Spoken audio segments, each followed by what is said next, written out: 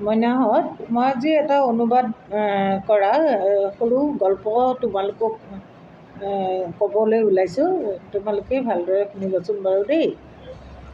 ঈশ্বৰৰ মূৰ্তি বনোৱা এজনে এদিন ঈশ্বৰক ক'লে, হে ঈশ্বৰ, তুমিও কলাকাৰ আৰু ময়ো কলাকাৰ।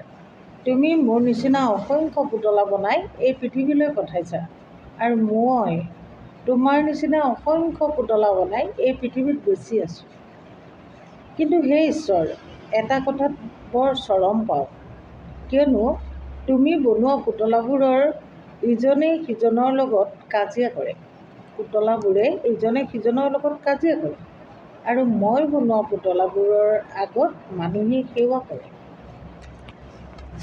মন্দিৰ বনাই লয়। কি আচৰিত কথা! আৰু আমাৰো এটা ভুল হৈ যায় যে আমি মন্দিৰত আমি বনোৱা মূৰ্তি দৰ্শন কৰিবলৈ যাওঁ, কিন্তু আপোনালোকৰ ঘৰ পৰিয়ালে এনেকুৱা মূৰ্তি দৰ্শন কৰিবলৈ পাহৰি যায়, যিবোৰ আমি বনাওঁ। এতিয়া বুজিলানে? আমি ঘৰতে আমাৰ সকলো আছে, কিন্তু আমি চিনিব পৰা নাই বা আমি সেইবোৰত বিশ্বাস ৰখা নাই।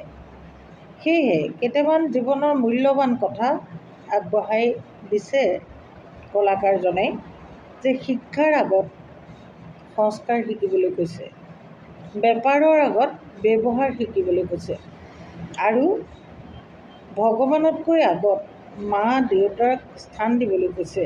তেতিয়াহ'লে বিশ্বাস কৰিবা, জীৱনত সকলো কঠিনতা দূৰ কৰিব পাৰিবা।